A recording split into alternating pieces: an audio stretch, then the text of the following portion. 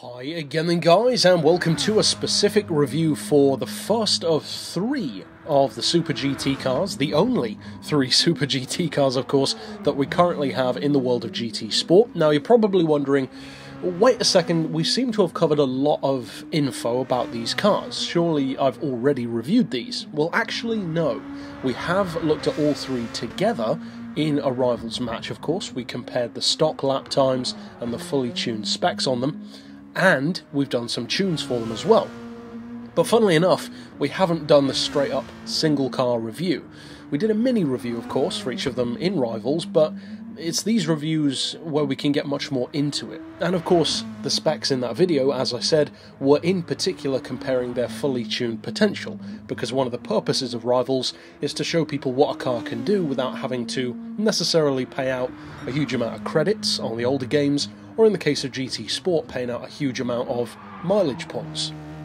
So in other words, it tells you which car is actually worth upgrading. Now, in terms of these individual reviews on the other hand, that's a little bit different, because the specs that we're going to discuss here are actually just the straight out of the crate numbers. So of course you're still looking at a 2-litre engine, it's 800 grand to buy, just like the other two are as well. You're looking at 612 horsepower, which is a little bit more than one of the others, a little bit less than one of the others, so it's just in between the other two. As far as torque, it's actually exactly the same as the Lexus, 434 pound-feet, and the weight, again, is exactly the same as well, 1,020 kilos, which is incidentally a little bit less than the Honda. The Honda, though, does have more torque, even straight out of the box, and incidentally in its stock form, of course, stock being a relative term for a race car, you're looking at bang on 600 horsepower per tonne, which is a pretty nice level to be working with. Now, of course, as I mentioned in that Rivals match, and to some degree in the past, with other GTRs, be it the Super GT machines, the touring cars, or even something like the full-on LM race car concept, for instance, we've discussed how on numerous occasions the GTR almost always, if not always, has the advantage when it comes to being forgiving.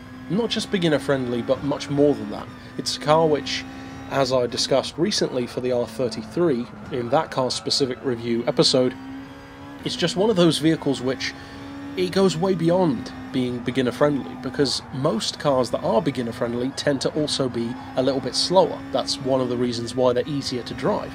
For instance, a car that doesn't have much power is of course going to be pretty good around corners because it doesn't have much power to deal with.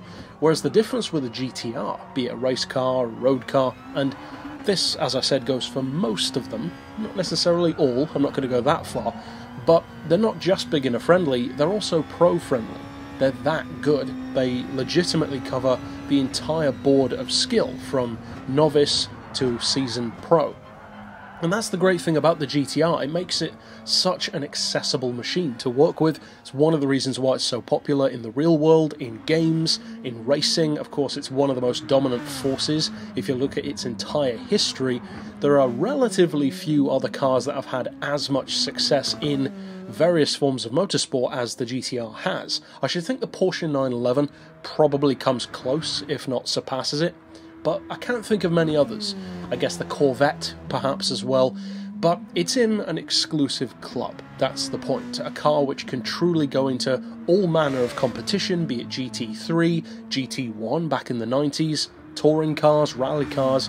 You can purpose it to essentially whatever you want it to be. Now, in the case of this one, you do lose a couple of things that you would get from the R35 road car, and of course those are purely down to the regulations of Super GT racing. One thing, for instance, is you lose the engine capacity. It drops down to a 2-litre, as both of the others are as well.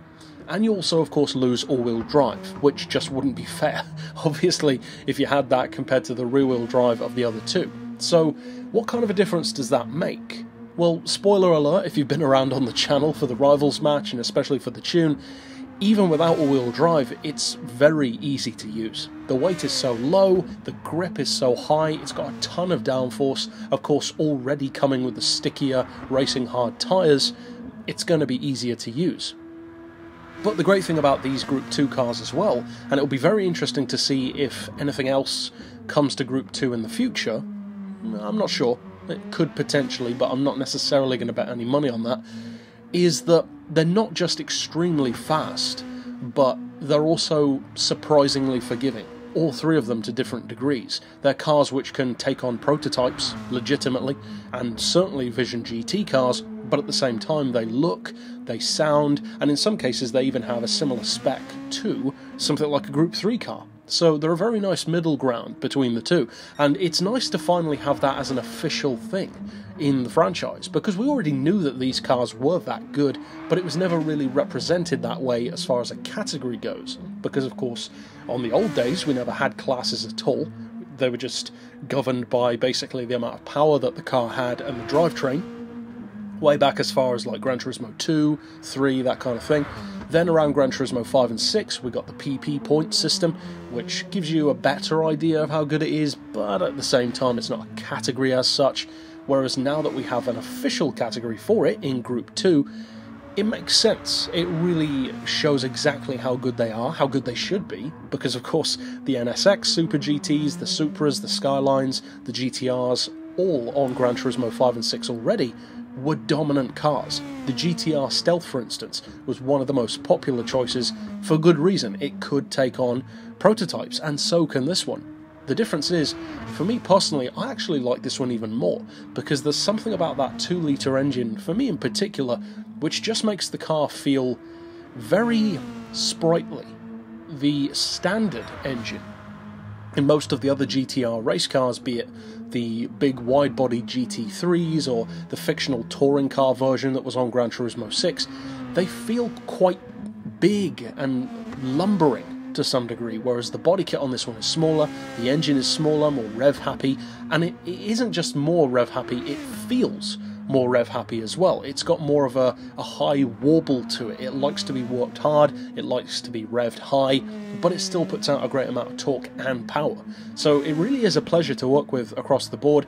As far as the cars comparing to each other, well, I don't want to get into the rivals territory because that was the point of that video, but suffice it to say that I would classify this one as the most forgiving of the three for sure. Not necessarily the quickest. For many drivers it's not the quickest, but it is the easiest to use, I would say, especially for less experienced drivers. But that's it for this pick overall. Of course, stick around on the channel for more reviews, and be sure to check out the tune that I did for it, and potentially the Rivals match as well. But that's it for this pick. Of course, I'll see you guys next time, and for now, as always, thanks for watching.